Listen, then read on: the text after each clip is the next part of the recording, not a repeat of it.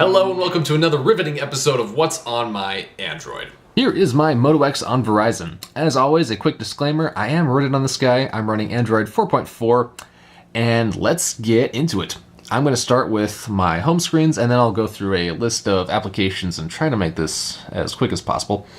I'm using Nova Launcher as my launcher here. On my main screen, I just have Dash Clock up here with a whole bunch of different extensions, and my icon pack, the main one I'm using, is called Stark. That's a paid application.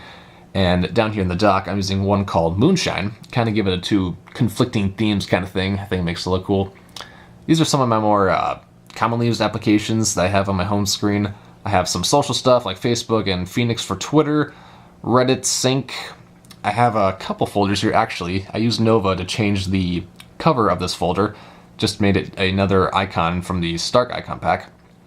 In here I just have some music ones, and the one over, I just found a picture online and set it to an Andy doing some kind of exercise. I have Endomondo for recording exercises, MyFitnessPal, and Fujik.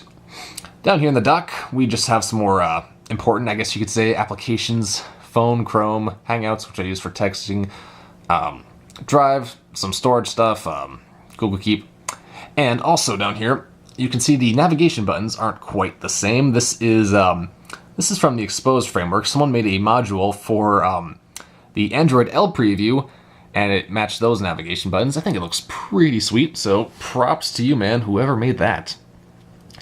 And then to the side here, we just have my calendar. This is the Today calendar widgets, which I've gone over before. Fantastic, clean widget, color-coded, gives you all your information right up there. You should go check it out. And this is the Tasks widget from the Tasks application. Another great application. I use this a lot just as my to-do list. This is the paid version. Definitely go check that out as well. I think that does it for the home screens. Let's go dive into the applications.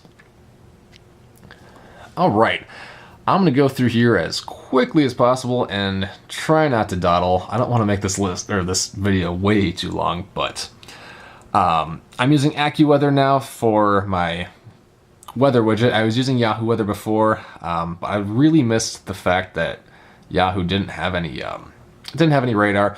So I switched to AccuWeather, and I'm kind of liking it a lot more. And this has got a cool minute cast thing to show you like when the current weather is going to end or when new weather is going to start, stuff like that.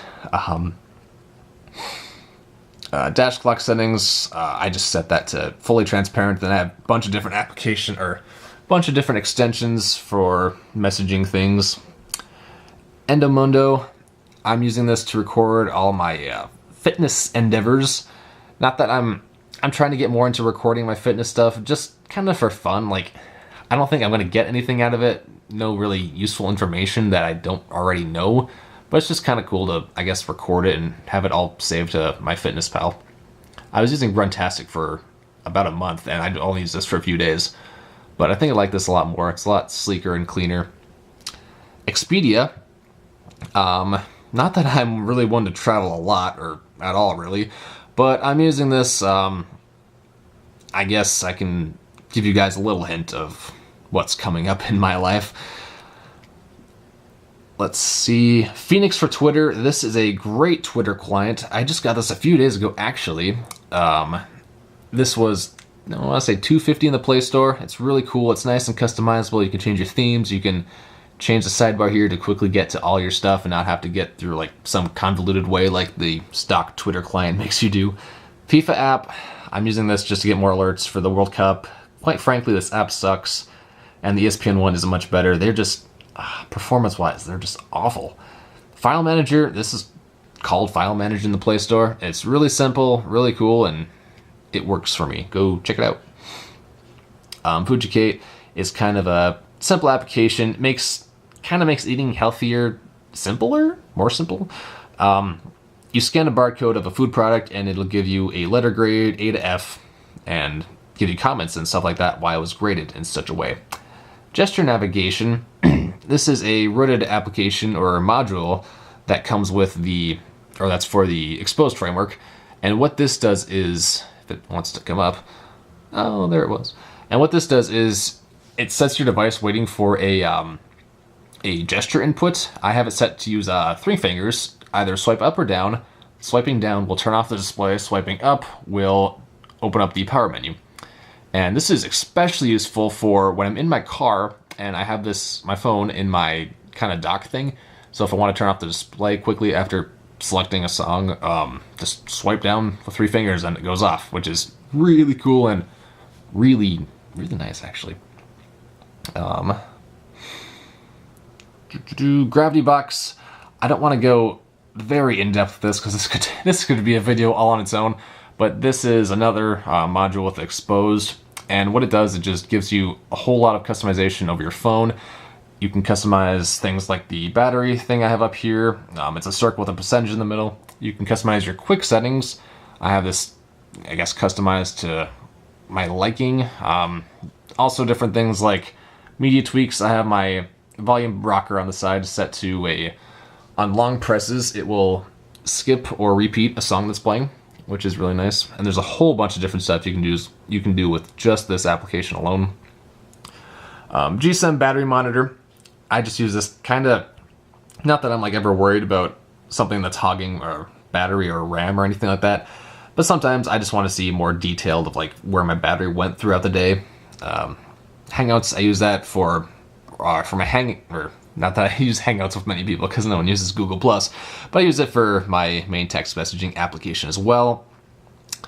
MTG Familiar, for any of you Magic the Gathering fans out there, this is a fantastic application. You can search for cards and prices. It's a life counter. You can get dice rolls for days. Am I seriously getting ones? Wow, I should play some more Magic. It's a great application if you're into that kind of game. MyFitnessPal, this is kind of the central hub for all fitness applications. You can link them all to this application and it'll all like go to your diary for the day. If you have, like yesterday for example, I used Endomondo to record my bike to the gym, did my workout, bike back, recorded that, added it to my diary automatically.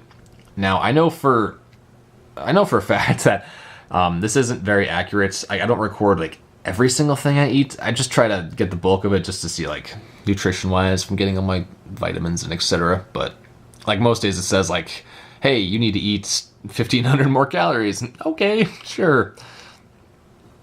But that's kind of what I'm doing with my fitness applications. Office Suite, using that for Word documents, PowerPoints, stuff like that, Excel documents. Photos, I'm using the Google Plus Photos application in place of any other galleries, just because I can access the photos that are on my device through that application, so I can get them all through one place, which is nice. Pocket, use that to save anything from anywhere to one place, basically. If I'm reading an article on my tablet and I want to read it on my phone later, I'll just save it to Pocket and read it later. Pocket Cast, or Podcast Addict, is a podcast application, lets you download. I'm not sure what their library is like on that, but I found a few of them that I like and that I listen to usually during work or whatever. Reddit Sync is a fantastic Reddit application. I'll open it. Please don't be something really grody on the front page. It's a great Reddit application. You can customize it with different themes, and you can like quickly access stuff and subreddits on the side. I gotta see this just after the World Cup. That is so accurate. Anyway, great application. This is my favorite Reddit application by far. Remote desktop. I use that to remotely control my desktop. It only works with Chrome. I use that just to, change videos and stuff while I'm laying in bed or whatever. Smash Hit is a pretty cool game. It's a really great looking game and sounds great. It's cool graphics and really simple. You fling this metal ball and smash these glass triangle pillar things. And there is a free version that I'm thinking about getting, just because you can't there's a premium version. On the free version you can't like load old saves or checkpoints or anything. I'm doing this through a camera and I can still do this. Props. Anyway, that's a really fun game. Check that out. Oh boy, now let's see, where was I? I'm just trying to go through like the main highlight stuff. Snapchat, I don't use it that much. Spotify, I'm using that more instead of like Pandora. I think I like Spotify a bit more. Steam, this application is in dire need of an update. I use that a lot recently, especially for the Steam Summer Sale that just finished. I think it hasn't been like updated in a few years, so Valve, get on that. I mean, it works, but it could be better. SwiftKey is the best application that I have, or the best keyboard application I've ever used. The most recent update included a theme store, and since I had the paid version of the application, I got a free pack with some cool ones, but there's a lot of different themes. There's some free themes too you can check out, but SwiftKey in general is the best keyboard application I have ever used. Tasker, I am in the process of playing with Tasker. It just gives you a whole ton of automizations, or you can automize a lot of stuff with your phone. It's kind of like basic programming. You can set it so like, if this happens on my phone, I want my phone to do this, which I haven't set up any profiles yet, but I know there's a lot of cool stuff you can do, especially there's a kind of a mod or some kind of trickery that works specifically with Moto X's that makes it really nice.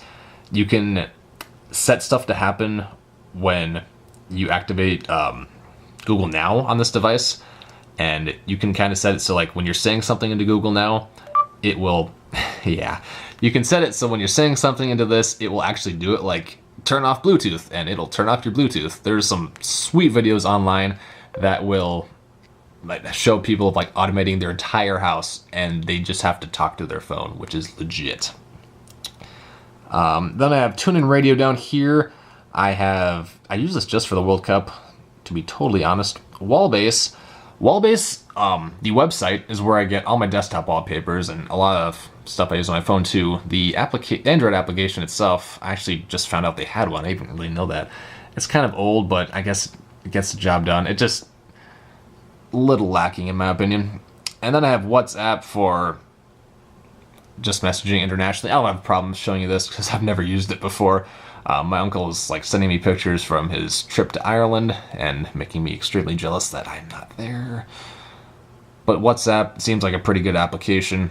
And then finally, Exposed Installer. This is kind of the cream of the crop of Reddit applications. It kind of gives you the elements of custom ROMs without having to flash those custom ROMs. You install these little modules that kind of they're kind of like applications, and they will give you the ability to tweak stuff. Like I have a module I downloaded, I think it was called like Android L preview buttons, something like that, and then Gravitybox and that. Well, that about sums it up. If you have any questions about my setup or have any suggestions for me to use, feel free to leave them in the comment below. Thanks for watching.